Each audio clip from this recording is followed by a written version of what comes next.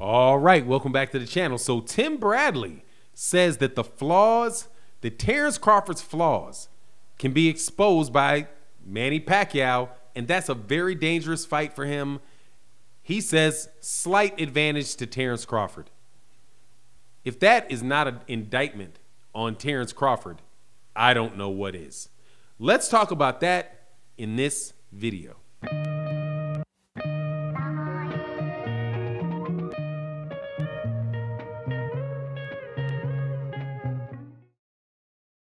All right, welcome back to the channel. So first and foremost, we're going to talk about something that Tim Bradley had to say.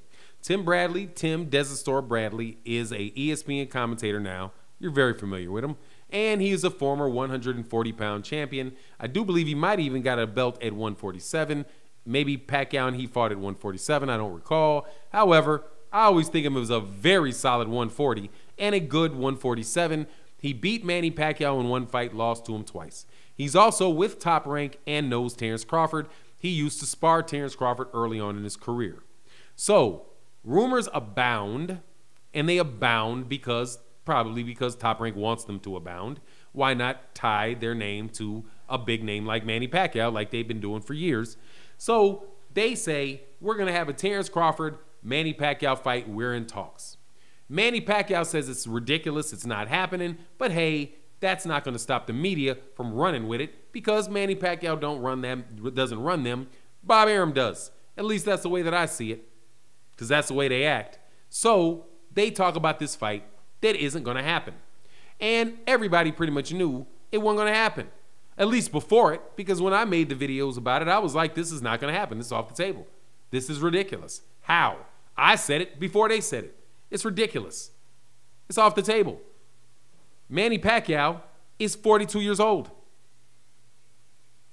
And he can make more money fighting somebody else, and he don't like Bob Arum. Bob Arum was taking his money. If Bob Arum wasn't messing with his money or paying him less money than he thought he should get, why did he leave? And why he'd been trying to leave for years.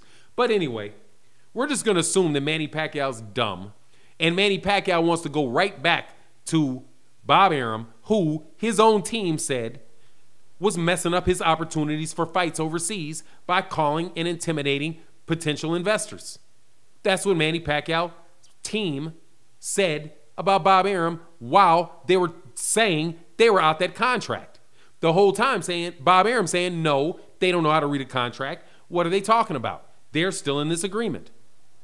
Yet, you see him, Manny, go fight in Indonesia against Lucas Matisse and then sign with the PBC. So who was telling the truth and who was not? But regardless, why would Manny Pacquiao go right back to business with a guy that he went through that with? Is he a sucker for punishment? Is he dumb? I don't know. He's a senator in the Philippines. Can't be completely dumb. Has to be literate at the least. Right? Has to have a basic understanding of human relationships and the value of politics as it relates to sports. Can't be that dumb. So why would he be right back dealing with Bob? Who everybody that does business with him says you're dumb if you do business with him. But yet people keep doing business with him. Why? Because they keep putting people in situations where they feel like they have to. That is the only logical explanation for that. But being as it may, Bob Arum and Manny Pacquiao don't even mess with each other. So it was silly and off the table. But they brought it up, and Tim Bradley put his 2 cents in. Bradley says something that I think, if he's telling the truth, is an indictment on Terence Crawford, period. He says that he thinks the Manny Pacquiao fight is a very dangerous fight for Manny Pacquiao, for Terence Crawford, and he gives him a slight advantage. He said that the problem with Manny Pacquiao, with Terence Crawford, is that he starts slow and he pulls his head straight back. And he said, yes, he understands that he sparred with Terence Crawford hundreds of times. That's what he said. Hundreds of times. He said he sparred hundreds of times. And he spent 36 rounds in the ring with Manny Pacquiao, and he's just talking about style. And what he's saying is Manny Pacquiao will be a problem for him because Terence backs straight out and Manny Pacquiao will run right back with you. When you back up, he is very fast and he will move right with you and hit you while you're moving back, like he did to Keith Thurman to knock him down.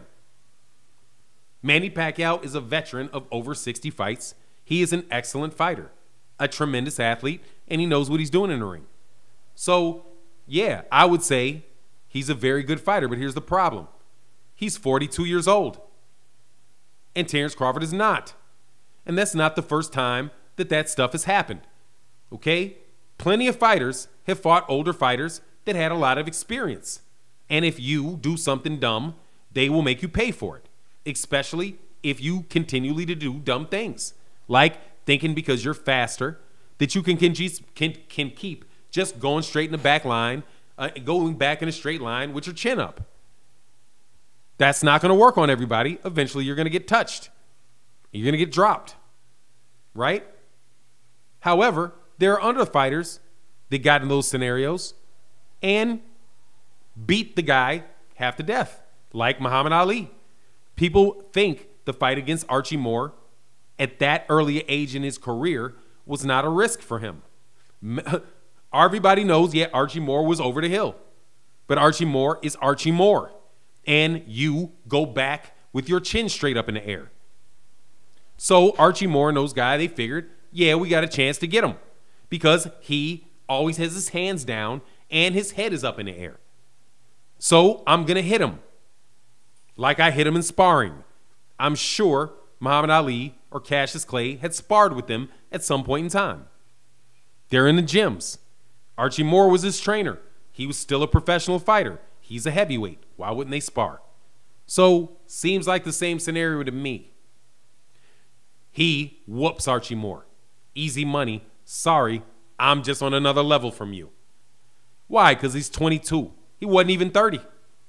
Wasn't 33. That wasn't an old Archie Moore against a 27-year-old Ali. It was a 22-year-old Ali. Young Ali. Wasn't even fully grown. Was not fully grown. Didn't get his man strength until 66, 67. In 64, he's still a kid. He's 22 years old. Younger than Teofimo Lopez. The same age as Jaron Ennis. He overcame that. So why would you doubt that Terence Crawford can overcome that? Because you've been in the ring with both of them, and Terence Crawford's not in his prime. He's 33. Young men age quicker. He's not 27 anymore.